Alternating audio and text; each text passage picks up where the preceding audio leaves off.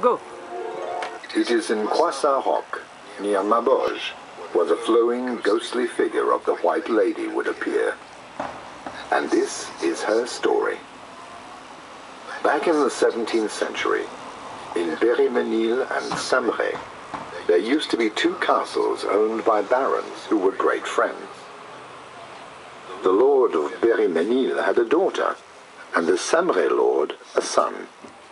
Raised in this spirit of their parents' great friendship, the children grew up, became adults, and fell in love, which fitted right in with the wedding plans of both fathers. But alas, following a hunting party, a difference of opinion loomed which quickly turned sour. Gone was the beautiful friendship, giving way to a fierce hatred, until war broke out between the domains of both lords. Men in armor, sheathed chargers, bowmen and lancers soon ravaged the county. Villages were burnt and innocents were slaughtered.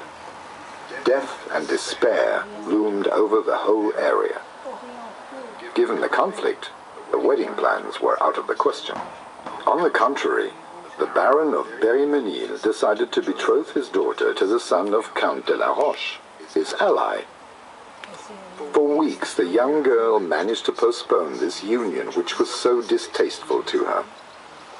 But the stubborn father imposed his choice, and wedding arrangements were soon made. Forced to yield, yet desperate, the young woman would seek to be alone, riding wildly through the forest, hoping to soothe her pain and hide her sadness. One day, when her horse was following a steep trail, it skidded on a stone and almost dragged her into a gully. Just then, a young man appeared, grabbed with great strength the horse by the reins, and miraculously saved the young lady. The savior was none other than her own true love. Together again, their love only grew stronger, and they decided to run away. On the night in question, the young lady slipped out of her father's manor and headed for the meeting point. The young man was waiting for her, holding the bridle of a magnificent raven horse. They mounted it and made for Houffalize, where the young man had an uncle willing to help them. But, forewarned of this flight by his daughter's nurse, the Baron of Berry-Menil mounted his fastest horse and left in pursuit of the two lovers. Faster than them, the father quickly caught up with the runaway lovers. Riding fiercely, the young man put in his lover's hand a dagger and begged her to make use of it to help their escape.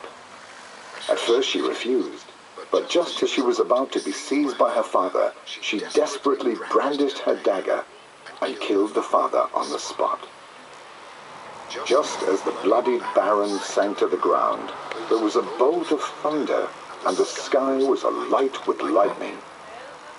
To save his beloved, the young man had sold his soul to the devil. Satan, disguised as the raven horse, had seized the opportunity of snaring both lives, suggesting to the young man to give his beloved the dagger. The horse bolted towards the river, and Lucifer disappeared with both souls into the depths of hell. And thus it is that peace returned to both castles.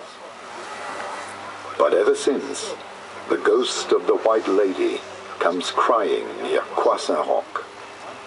It wanders as a punishment for the awful crime committed against a father.